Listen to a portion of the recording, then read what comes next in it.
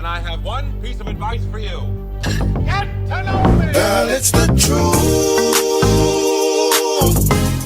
I wanna get to know you. Goedemiddag and welcome to another episode of Get to Know Your Hunter Wildfires. We have Lynn Coleman. Wow, I went too far on that one. Too much G's. Yeah, too How do we much say C's. Coolman. Coleman. Yeah. Yeah. Sounds more Jamaican than Dutch, actually. That's cool. She looks man. Jamaican, Yeah, so yeah. yeah, Oh, yeah. not far. Yeah. Where in the Netherlands are you from? Akersloot. Akersloot. Yes. Very near to Castricum. Okay, yeah. Yep. Is that So- made up just like Yas that we No, talked no, about no. before? Actually, it's a real place. It's like 20 minutes from Amsterdam, so. Yeah. So how did you get into rugby? Was that CAS? Yeah, COS. So I played water polo for like 12 years, and I was a bit too aggressive to play soccer or field hockey. Yeah. So, and then my brother, he played rugby and he really enjoyed it, so I just thought I'd give it a crack. Yeah. A few of the players at CAS. Who was one of the girls that you looked up to when you joined the club there? Linde van der Velde. Yeah. I think you guys know her. She Exeter plays, Chiefs? yes. So she was my captain at COS, but also for the Dutch national team. She's just the way she wants to give back to the sport and Yeah. helps me. Yeah, so yeah, she was my bigger female, the one I looked up to when I started playing. Yeah. Yeah. And you found yourself here at the Wildfires? Like Yes. how did that come about? Well, after I played in Holland for like a season and a half, I got the opportunity to go to New Zealand. So I played there, played FBC, then came home and didn't really felt like I was supposed to be there. So I tried out Spain for a while, but wasn't really a click. Then there's a Dutch international here, Inge Visser. She opened the door for me. She now is retired soccer footy player. But yeah, she opened up her home and I was able to come here. So booked the ticket and my visa and hopped on a flight. Yeah, but we're out here looking for footy contracts and visa extensions. Yes, especially visas. But side note. But you seem to have missed one place out. You spent a bit of time over in Perth. Yeah. So I played for Western Force. So my goal this year is to get re-signed with them and go back. You like it over there in Perth? Yeah, I love it. It's pretty nice. Yeah.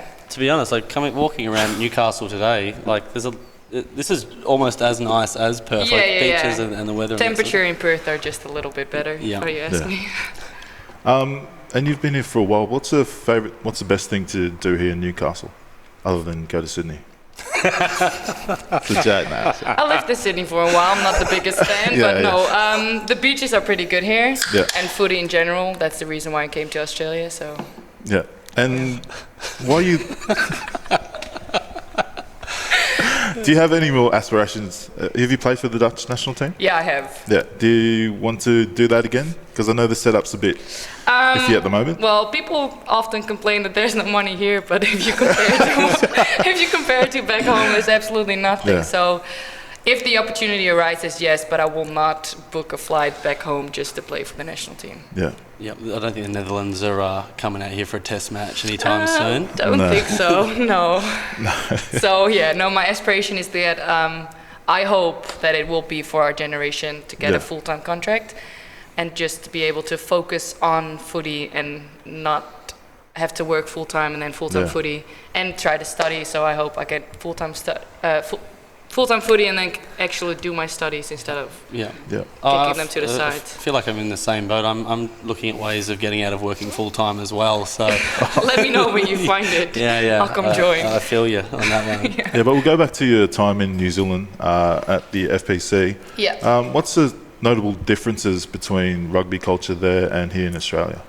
I wanted to say drinking, but they do it both as often here as there. Yeah. No, the girls are just naturally talented. They just come up to training. It's no effort for them to do any extras. They want to do extras. They stay around. They do, I don't know, they walk around through town with the footy in their hands. It's just born into it. While here, I think that girls do play footy, but they start maybe a bit later in life than they do over there. Do you think playing footy here in Oz has been more receptive to an international coming to the club than New Zealand? Well, I loved my time in New Zealand, but I was there during COVID, so our FPC season was very unsure. Like, they kept pushing it back, and the only reason it happened because of the World Cup. So the Black Ferns were pushing for it to happen. But I am enjoying my time in Australia more because my life footy balance is better at the moment. And I played Super W. That was a dream come true, so I'm really grateful for that. Yeah. Absolutely, it's Yeah. cool. You talk about live football balance. Like, what things outside of footy do you do? You mentioned studying.